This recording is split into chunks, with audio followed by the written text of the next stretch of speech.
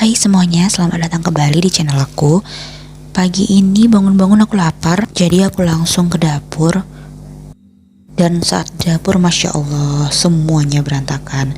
Karena kemarin Idul Adha, jadi pagi ini masih banyak sisa-sisa pertempuran semalam. Jadi sebelum kita masak, kita harus beresin dulu agar makanan yang kita buat nantinya bersih. Pertama-tama aku kumpulin semua sampah-sampah plastik dan botol.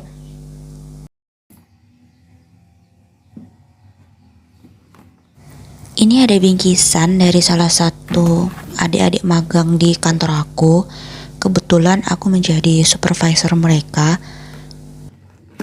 Pada saat perpisahan kemarin, mereka memberikan bingkisan ini. Makasih ya adik-adik atas kadonya.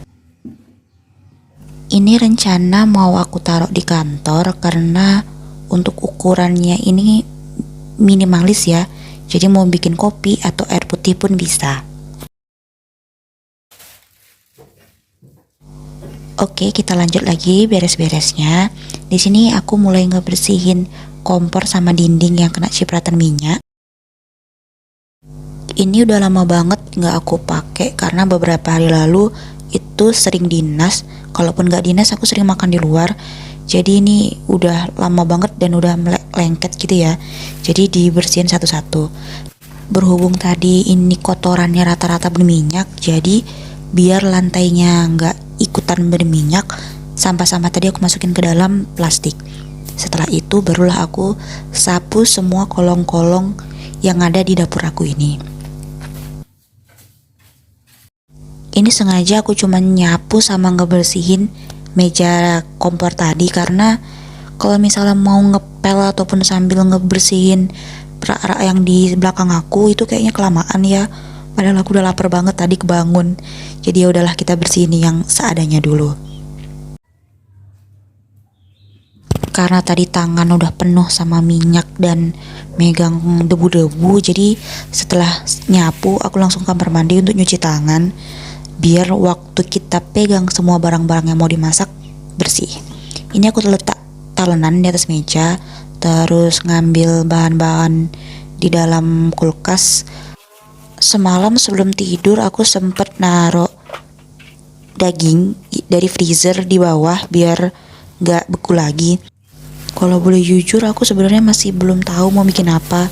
Tapi kalau dilihat dari bahan-bahan yang ada kayaknya bikin 2 menu aja sih. Kacang panjang oseng bareng wortel sama tumis daging. Sebelum kita masak untuk lauk dan sayurnya, ini aku mau masak nasi dulu 1,5 sekong. Jadi nanti kalau selesai masak itu nasi juga ikutan masak, jadi bisa langsung makan. Ini aku mau motongin kacang panjangnya dulu. Ini udah lama sebenarnya di dalam kulkas, baru kebuka. Tapi alhamdulillah masih seger. Ayo, siapa di sini yang motong kacang panjangnya sama kayak aku? Yang langsung motong satu genggaman. Karena itu praktis dan cepet gitu.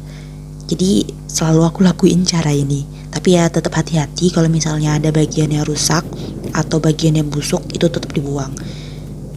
Setelah semuanya selesai dipotong-potong, ini aku mau mulai milihin bawang merah sama bawang putih untuk bumbu sayur sama dagingnya. Jangan lupa semua bahan ini harus dicuci ya. Setelah semuanya dicuci bersih rapi, ini lagi waktunya kita untuk ngerajang atau ngeiris bawang-bawangan atau bumbu-bumbuan untuk sayur sama dagingnya. Untuk bumbu sayur kacangnya aku pakai 1 siung bawang putih, 2 siung bawang merah, dan 2 cabai setan. Ini udah lumayan pedes sih menurut aku karena nantinya si sapinya atau daging sapinya ini itu bakalan aku pedesin banyak cabenya. Jadi untuk si sayurnya aku nggak mau terlalu pedes. Ini pertama-tama aku hidupin kompor, terus aku kasih minyak di atas wajan ini. Setelah nanti agak-agak panas sedikit, aku masukkan bumbu-bumbu yang udah aku potong-potong tadi sekaligus. Nanti setelah sudah lumayan wangi, barulah aku masukkan kacang panjangnya dan wortel. Untuk penyimpanan wortel aku sering nyimpennya kayak gini, jadi kalau lagi butuh atau lagi pengen masak tinggal main cemplung-cemplung aja, kita nggak perlu lagi ngiris-ngiris. Sambil nunggu si sayurnya mateng, di sini aku mulai ngerajang atau mencincang daging-daging sapi ini. Ini udah cukup untuk satu porsi aku makan. Jadi kemarin waktu pertama kali aku dapat daging kurban, itu langsung aku sisih-sisihin, aku tempat-tempatin ke dalam satu plastik kecil yang cukup untuk makan sehari. Jadi ini dagingnya udah tinggal sedikit gitu, gak terlalu banyak tapi juga gak terlalu sedikit gitu untuk aku makan.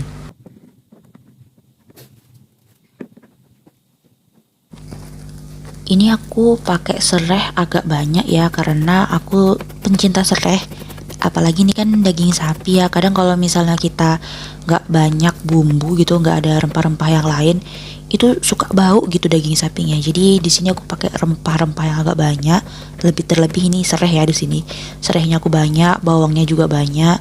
Tapi di sini bawangnya pertama aku potong-potong dulu tipis-tipis kayak biasa. Habis itu barulah aku cicak-cicak lagi lebih tipis. Karena untuk si bawang ini kalau misalnya terlalu besar itu kayak agak kurang gitu rasanya. Tapi kalau misalnya terlalu kecil, agak-agak kecil-kecil gitu, wangi. Nah, ini pas banget selesai kita ngerajang tadi, ini sayurnya juga udah ikutan matang, udah dimasukin semua bumbu-bumbunya juga. Tadi bumbunya ada garam sama roiko. Setelah kalau misalnya ini udah dirasa mateng, udah lembek gitu sayurnya sesuai sama yang selera kita, ini aku langsung angkat, taruh ke dalam mangkok.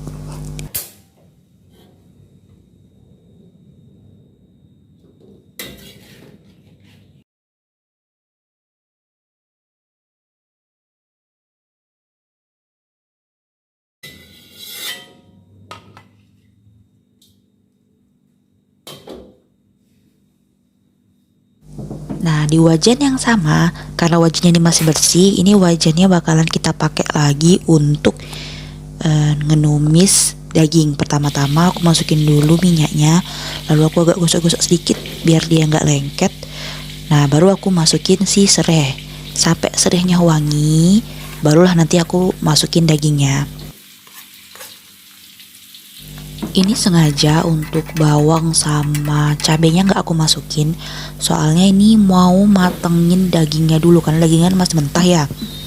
Kalau misalnya bawang-bawangan sama cabenya itu aku masukin ke sini, itu nanti terlalu matang gitu. Padahal di sini rencananya aku mau ngebuat bawang-bawangan sama cabenya itu setengah mateng, ala-ala sambal matah gitu.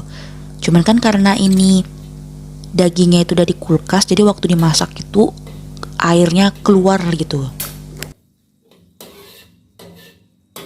Setelah dagingnya itu udah mateng, ini kita sisihin karena nanti aku mau tumis daging sapi ini tuh kering gitu. Walaupun kalau misalnya agak-agak berair tuh ada minyak bukan air gitu. Nah, ini kita mulai panasin lagi minyak agak banyak. Nih, minyaknya udah panas nih. Kalau udah panas barulah kita masukin bumbu-bumbu sisa yang kita rajang tadi. Diaduk-aduk bentar aja, habis itu langsung disisihin ke atas. Jangan dikenakin minyaknya dulu karena tuh nanti bakalan layu. Jadi ini aku ke atasin sedikit, baru aku masukin daging sapinya biar kena sama minyak bumbu dari bekas gorengan si bawang-bawangan sama cabai tadi. Maaf, belibet deh ngomongnya. Ini setelah diaduk-aduk rata semuanya sampai keseluruhan itu terkena minyak, barulah aku masukin bumbu-bumbunya. Garam, roiko, sama lada aku masukin.